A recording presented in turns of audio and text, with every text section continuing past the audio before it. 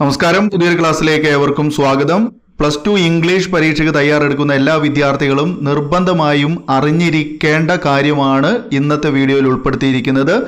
ഈ പറയുന്ന കാര്യങ്ങളെങ്കിലും മിനിമം നിങ്ങൾ പഠിച്ചിരിക്കണം. ഇതെങ്കിലും പഠിക്കാതെ നിങ്ങൾ പോവുകയാണെങ്കിൽ തീർച്ചയായും നിങ്ങൾക്ക് പരാജയമുണ്ടാകും എന്നാണ് ഞാൻ പറയുന്നത്. കാരണം അത്രയ്ക്ക് ഇമ്പോർട്ടൻ്റ് ആയുള്ള കാര്യങ്ങളാണ്. ഈ പറയുന്ന കാര്യങ്ങൾ എന്തായാലും ക്വസ്റ്റ്യൻ പേപ്പറിൽ ഉറപ്പാണ്. അത് ഈ പറയുന്ന രീതിയിലുള്ള ചോദ്യങ്ങൾ തന്നെയാണ് ഉണ്ടാവുക. അതായത് പറയുന്ന ചാപ്റ്റേഴ്സിൽ നിന്ന് പറയുന്ന രീതിയിലുള്ള ചോദ്യങ്ങൾ തന്നെയാണ് ഉണ്ടാവുക. കൃത്യമായിട്ട് നിങ്ങൾ ഇത് കണ്ട് കേട്ട് മനസ്സിലാക്കി പഠിക്കുകയാണ് ചെയ്യേണ്ടത്. ഓക്കെ, അപ്പോൾ നമ്മൾ പ്രധാനമായിട്ടും 8 മാർക്കിനും 6 മാർക്കിനും 4 മാർക്കിനൊക്കെ വരുന്ന ചോദ്യങ്ങളും അതിൻ്റെ ഉത്തരങ്ങൾ ഏതേത് ചാപ്റ്റേഴ്സിലാണ് ഉൾപ്പെടുന്നത് തുടങ്ങിയുള്ള കാര്യങ്ങളാണ് പറയുന്നത്. ഓക്കെ, അപ്പോൾ നമുക്ക് പോയവുമായി ബന്ധപ്പെട്ട് ഏറ്റവും ഇമ്പോർട്ടൻ്റ് ആയിട്ടുള്ള ഒരു ഭാഗം എന്ന് പറയുന്നത് 2 പോയമാണ് ഏറ്റവും പ്രധാനപ്പെട്ടത്. പോയത്തിൽ നമുക്ക് ഏറ്റവും പ്രധാനപ്പെട്ടത് 2 പോയംസ് ആണ്. ഒന്ന് എനി വുമൺ ആണ്, രണ്ടാമത്തേത് മെൻഡിങ് വാൾ ആണ്. ഒന്ന് എനി വുമൺ ആണ്, രണ്ടാമത്തേത് മെൻഡിങ് വാൾ ആണ്. ഈ 2 പോയത്തിൻ്റെയും സമ്മറി കൃത്യമായിട്ട് നിങ്ങൾ പഠിച്ചിരിക്കണം. ഓക്കെ, കാരണം ഇതിൽ നിന്ന് എങ്ങനെ ചോദ്യം വന്നാലും നമുക്ക് സമ്മറി പഠിച്ചാൽ ഉത്തരം എഴുതാൻ സാധിക്കുമെന്നുള്ളത് കൊണ്ടാണ് ഈ 2 പോയം കൃത്യമായിട്ട് സമ്മറി പഠിക്കണമെന്ന് പറയുന്നത്. കാരണം അപ്പോൾ മറ്റു പോയത്തിനേക്കാൾ ഇമ്പോർട്ടൻസ് ഈ പോയത്തിനുണ്ട്, ഈ 2 പോയങ്ങൾക്കുണ്ട്. അതുകൊണ്ടാണ് സമ്മറി എങ്കിലും പഠിക്കണമെന്ന് പറയുന്നത്. ഓക്കെ, അപ്പോൾ പോയം കമ്പാരിസൺ എന്ന് പറയുന്ന ഒരു ഭാഗം നമുക്ക് ചോദ്യം ലാസ്റ്റ് 8 മാർക്കിൻ്റെ ഒരു എസ്സേ ടൈപ്പ് ക്വസ്റ്റ്യൻ ആയിട്ട് പോയം കമ്പാരിസൺ വരാറുണ്ട്. ആ പോയം കമ്പാരിസണിൽ ഏറ്റവും ഇമ്പോർട്ടൻ്റ് ആയിട്ട് വരുന്ന 2 പോയംസ് ആണ്. ഒന്ന് എനി വുമൺ ആണ്, രണ്ടാമത്തത് മെൻഡിങ് വാൾ ആണ്. ഓക്കെ, ഈ 2 ഏതെങ്കിലും ഒരു പോയം കമ്പാരിസന് വേണ്ടിയിട്ട് ഉറപ്പായിട്ടും ചോദിക്കും, അതിലൊരു സംശയവും വേണ്ട. ഓക്കെ, അതുപോലെ 8 മാർക്കിന് നമ്മൾ പഠിക്കേണ്ട മറ്റൊരു ചോദ്യമാണ് ജോബ് അപ്ലിക്കേഷൻ ലെറ്റർ എന്നത്. ജോബ് അപ്ലിക്കേഷൻ ലെറ്റർ, ഓക്കെ, അതൊരു ഒഫീഷ്യൽ ലെറ്റർ ആയിട്ടോ അല്ലെങ്കിൽ ജോബ് അപ്ലിക്കേഷൻ ലെറ്റർ ആയിട്ടോ ആണ് സാധാരണ ഇത് ചോദിക്കാറുള്ളത്. ജോബ് അപ്ലിക്കേഷൻ എന്ന് പറഞ്ഞുകൊണ്ട് തന്നെ നമുക്ക് ചോദ്യം വരാൻ സാധ്യത കൂടുതലാണ്. അപ്പോൾ ഇത് റിപ്പീറ്റഡ് ക്വസ്റ്റ്യൻ കൂടെയാണ്. ജോബ് അപ്ലിക്കേഷൻ ലെറ്റർ എല്ലാ ക്വസ്റ്റ്യൻ പേപ്പറിലും നമുക്ക് സ്ഥിരമായിട്ട് കാണാൻ കഴിയുന്ന ഒരു ചോദ്യമാണ് ജോബ് അപ്ലിക്കേഷൻ ലെറ്റർ.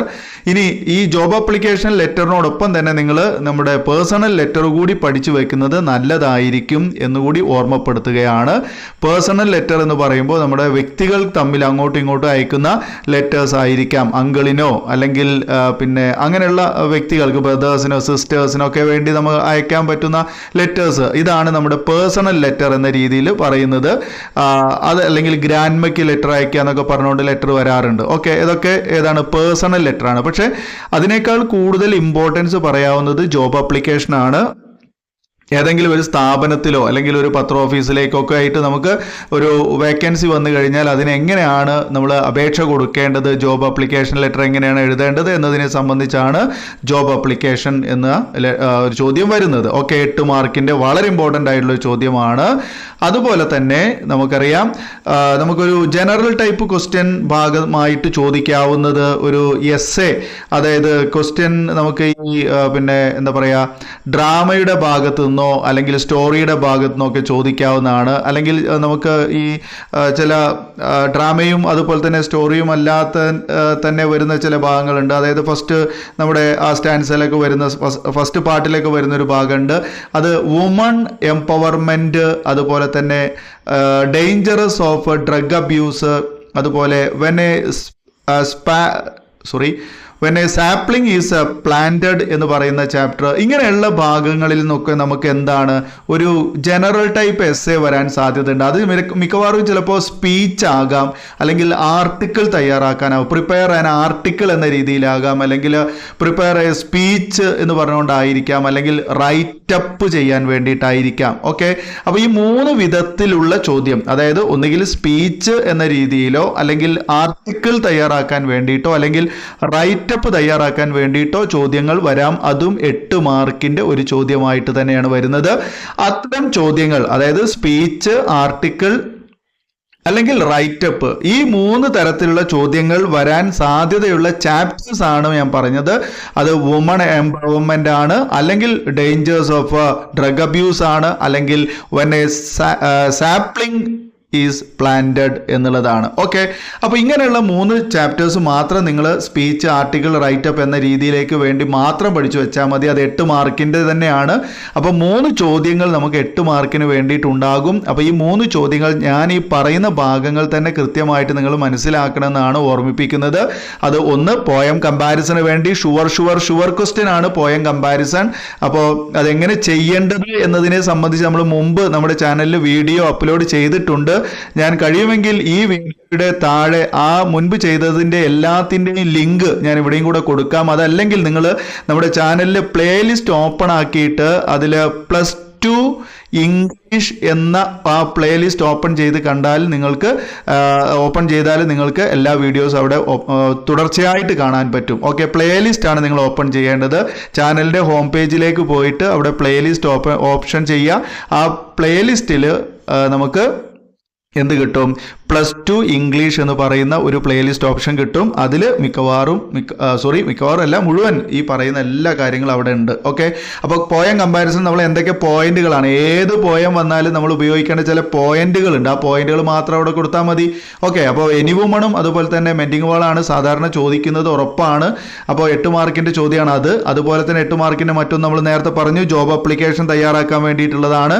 അതുപോലെ തന്നെ മറ്റൊന്ന് നമ്മുടെ ഒരു ജനറൽ ടൈപ്പ് എസ്സേ ആണ്. ജനറൽ ടൈപ്പ് എസ്സേ ചോദിക്കുന്നത് സ്പീച്ച് ചെയ്യാനോ അല്ലെങ്കിൽ ആർട്ടിക്കിൾ തയ്യാറാക്കാനോ അല്ലെങ്കിൽ റൈറ്റപ്പ് തയ്യാറാക്കാനോ ആയിരിക്കും. അത് പ്രധാനപ്പെട്ട 3 ചാപ്റ്റേഴ്സ് വുമൺ എംപവർമെൻ്റ് ആണ്, അല്ലെങ്കിൽ ഡേഞ്ചേഴ്സ് ഓഫ് ഡ്രഗ് അബ്യൂസ് ആണ്, അല്ലെങ്കിൽ when A sapling is planted എന്ന് പറയുന്ന ചാപ്റ്റേഴ്സ് ആണ്. ഓക്കെ, ഇനി നമുക്ക് 6 മാർക്കിന് ചോദിക്കുന്ന ചോദ്യങ്ങളാണ്. ഒന്ന് ക്യാരക്ടർ സ്കെച്ച്. ക്യാരക്ടർ സ്കെച്ചിൽ ഏറ്റവും ഇമ്പോർട്ടൻ്റ് ആയിട്ടുള്ള 2 പേരേ ഉള്ളൂ. ഒന്ന് നോമിതയാണ്, അതുപോലെ തന്നെ രണ്ടാമത് റോബർട്ട് ബാൾവിനാണ്. ഓക്കെ, റോബർട്ട് ബാൾവിനും അതുപോലെ തന്നെ നോമിതയും കൃത്യമായിട്ട് ചോദിക്കുന്ന ചോദ്യങ്ങളാണ്. അതിലേതെങ്കിലും ഒന്ന് നിങ്ങൾ കൃത്യമായിട്ട് പഠിച്ചോ. ക്യാരക്ടർ സ്കെച്ചിന് വേണ്ടിയിട്ട് അത് ചോദിക്കും. ഓക്കെ, അതുപോലെ തന്നെ ന്യൂസ് പേപ്പർ റിപ്പോർട്ട് തയ്യാറാക്കാൻ വേണ്ടിയിട്ട് നമ്മളൊരു 3 ചോദ്യങ്ങൾ പഠിച്ചു വെക്കണം. ന്യൂസ് പേപ്പർ റിപ്പോർട്ട് എന്ന് പറയുമ്പോൾ നമുക്ക് അമിഗോ ബ്രദേഴ്സിൻ്റെ ഭാഗത്ത് നിന്നോ അല്ലെങ്കിൽ ഹവർ ഓഫ് ട്രൂത്തിൽ നിന്നോ അതല്ലെങ്കിൽ പോസ്റ്റ് ഏർലി ഫോർ ക്രിസ്മസിൽ നിന്നോ ആണ് നമുക്ക് സാധാരണ ന്യൂസ് പേപ്പർ റിപ്പോർട്ട് പോലുള്ള ചോദ്യങ്ങൾ വരാറുള്ളത്. അതായത് ന്യൂസ് പേപ്പറിൽ റിപ്പോർട്ട് കൊടുക്കുന്ന രീതിയിലുള്ള ചോദ്യങ്ങൾ വരുന്നത് അമിഗോ ബ്രദേഴ്സ് എന്ന് പറയുന്ന ചാപ്റ്ററിൽ നിന്ന്, അല്ലെങ്കിൽ അവേഴ്സ് ഓഫ് ട്രൂത്തിൽ നിന്ന്, അതല്ലെങ്കിൽ പോസ്റ്റ് ഏർലി ഫോർ ക്രിസ്മസ് എന്ന് പറയുന്ന ചാപ്റ്ററിൽ നിന്ന്. ഓക്കെ, അപ്പോൾ അമിഗോ ബ്രദേഴ്സ് സ്റ്റോറിയാണ്, അതുപോലെ തന്നെ അവേഴ്സ് ഓഫ് ട്രൂത്ത് ഡ്രാമയാണ്, അതുപോലെ തന്നെ പോസ്റ്റ് ഏർലി ഫോർ ക്രിസ്മസ് ഡ്രാമയാണ്. അപ്പോൾ ഈ 3 ചാപ്റ്റേഴ്സിനെ ബേസ് ചെയ്തുകൊണ്ടാണ് ന്യൂസ് പേപ്പർ റിപ്പോർട്ട് തയ്യാറാക്കാനുണ്ടാവുക. അപ്പോൾ ഈ 3 ചാപ്റ്റേഴ്സ് എന്ന് പറയുമ്പോൾ 3 കൂടെ ഒരുമിച്ചല്ല, ഇത് 3 നിന്ന് ഏതെങ്കിലും ഒരു ചോദ്യം നമുക്ക് ഉറപ്പാണെന്നാണ് ഉദ്ദേശിക്കുന്നത്. 6 മാർക്കിൻ്റെ ചോദ്യമാണ്.